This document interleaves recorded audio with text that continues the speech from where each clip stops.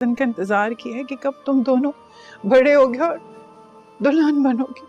जाएंगे यार, हमारी माँ मर जाएगी अगर उसको ये पता चल गया। तुम इतना बड़ा गुनाह कैसे कर सकती हो? तुम्हें कोई एहसास है? तुम्हारा दिल नहीं पता? कोई गुनाह नहीं किया है, उसने निकाह किया था मेरे साथ। तुम क्या कह रही हो? मिलूंगी उससे यार, एक यही तो तरीका है हमारे पास शादी रोकने का। दुआएं मेरे कानों में गूंजती रही। क्या मतलब है इस बात का?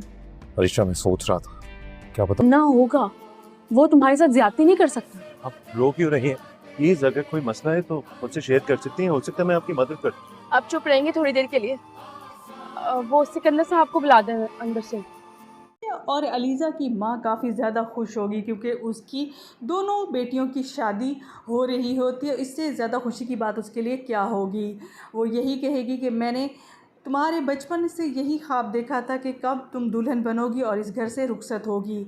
लेकिन उसे यही नहीं पता कि अभी उनकी खुशियों पर काले बादल मंडला रहे हैं, क्योंकि जैसे ही अलीज़ा अनुषे के कमरे में जाएगी वहाँ पर अनुषे की रिपोर्ट मिलेगी जिसमें साफ ज़ाहिर होगा कि अनुषे माँ बनने वाली है। ये देखकर अलीज़ा काफ़ी परेशान होगी और वो यही कहेगी कि तुम इतना बड़ा गुनाह कैसे कर सकती हो?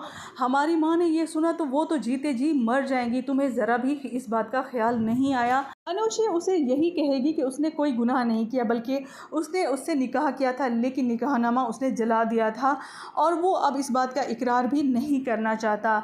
तो अलीज़ा उसे कहेगी कि मैं उससे मिलूँगी और उसे समझाऊँगी, इस शादी को रोकने की कोशिश करूँगी।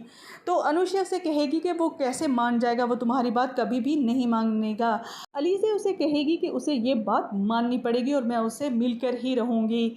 तो यहाँ पर अनुषा फूट फूट कर रो देगी और कहेगी कि तुम मेरे बारे में सच कहती थी कि मैं बिल्कुल भी अच्छी खिलाड़ी नहीं हूँ, और देख लिया मैंने जो भी गेम खेली वो उसमें मैं हार गई हूँ। दूसरी तरफ सिकंदर को लगता है कि अनुषा की बद्दुआएं उसका पीछा कर रही हैं और वो सारी रात सो नहीं सका। इस बात का इजहार जब वो अरीशा से करेगा तो अरीशा उसे कहेगी कि वो ऐसी गिल्ट में है, ऐसा कुछ भी होने वाला नहीं है, तुम्हें ज़रा भी परेशान होने की ज़रूरत नहीं है।